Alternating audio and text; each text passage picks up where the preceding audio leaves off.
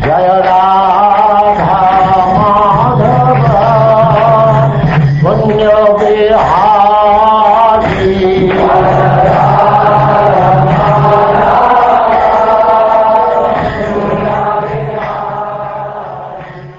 And now chapter 32, the reunion.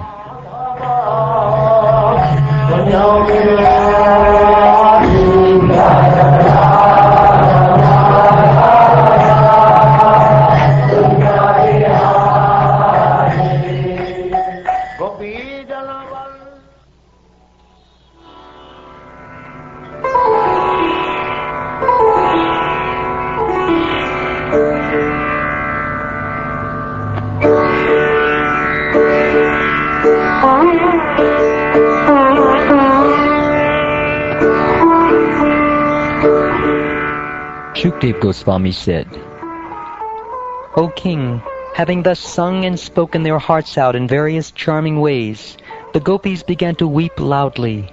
They were very eager to see Lord Krishna. Then Lord Krishna, a smile on his lotus face, appeared before the gopis. Wearing a garland and a yellow garment, he directly appeared as one who can bewilder the mind of Cupid, who himself bewilders the minds of ordinary people. When the gopis saw that their dearmost Krishna had returned to them, they all stood up at once, and out of their affection for him, their eyes bloomed wide. It was as if the air of life had re-entered their bodies. One gopi joyfully took Krishna's hand between her folded palms, and another placed his arm, anointed with sandalwood paste, on her shoulder. A slender gopi respectfully took in her joined hands the betel nut he had chewed, and another gopi, burning with desire, put his lotus feet on her breasts. One gopi, beside herself with loving anger, bit her lips and stared at him with frowning eyebrows, as if to wound him with her harsh glances. Another gopi looked with unblinking eyes upon his lotus face, but even after deeply relishing its sweetness, she did not feel satiated, just as mystic saints are never satiated when meditating upon the Lord's feet. One gopi took the Lord to the aperture of her eyes and placed him within her heart. Then, with her eyes closed and her bodily hairs standing on end, she continuously embraced him within. Thus immersed in transcendental ecstasy, she resembled a yogi meditating upon the Lord. All the gopis enjoyed the greatest festivity when they saw their beloved Keshava again. They gave up the distress of separation, just as people in general forget their misery when they gain the association of a spiritually enlightened person. Encircled by the gopis, who were now relieved of all distress, Lord Achyuta, the Supreme Personality of Godhead, shone forth splendidly. My dear King, Krishna thus appeared like the Supersoul, encircled by his spiritual potencies. The Almighty Lord then took the gopis with him to the bank of the Kalindi, who with the hands of her waves had scattered piles of soft sand upon the shore. In that auspicious place, the breeze, bearing the fragrance of blooming kunda and mandara flowers, attracted many bees, and the abundant rays of the autumn moon dispelled the darkness of night. Their heartache vanquished by the ecstasy of seeing Krishna, the gopis, like the personified Vedas before them, felt their desires completely fulfilled. For their dear friend Krishna, they arranged a seat with their shawls, which were smeared with the kumkum powder from their breasts.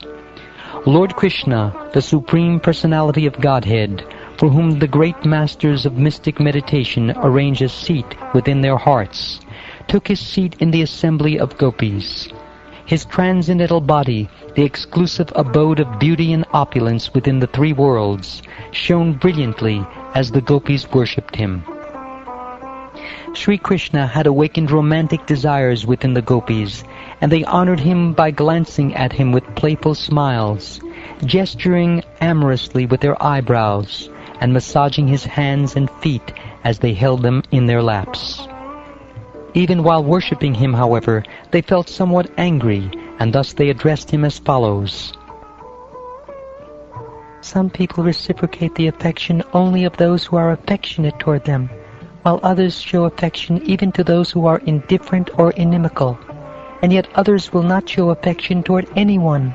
Dear Krishna, please properly explain this matter to us. So-called friends who show affection for each other only to benefit themselves are actually selfish. They have no true friendship, nor are they following the true principles of religion. Indeed, if they did not expect benefit for themselves, they would not reciprocate. My dear slender-waisted gopis, some people are genuinely merciful, or like parents, naturally affectionate. Such persons who devotedly serve even those who fail to reciprocate with them are following the true faultless path of religion, and they are true well-wishers.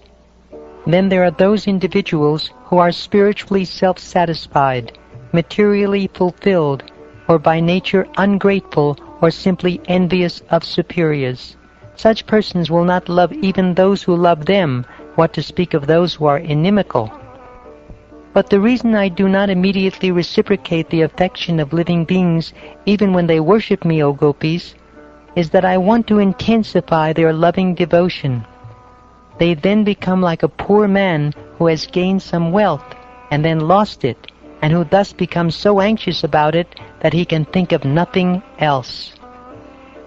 My dear girls, understanding that simply for my sake you had rejected the authority of worldly opinion, of the Vedas, and of your relatives, I acted as I did only to increase your attachment to me. Even when I removed myself from your sight by suddenly disappearing, I never stopped loving you. Therefore, my beloved gopis, please do not harbor any bad feelings toward me, your beloved. I am not able to repay my debt for your spotless service, even within a lifetime of Brahma. Your connection with me is beyond reproach. You have worshipped me, cutting off all domestic ties, which are difficult to break. Therefore, please let your own glorious deeds be your compensation.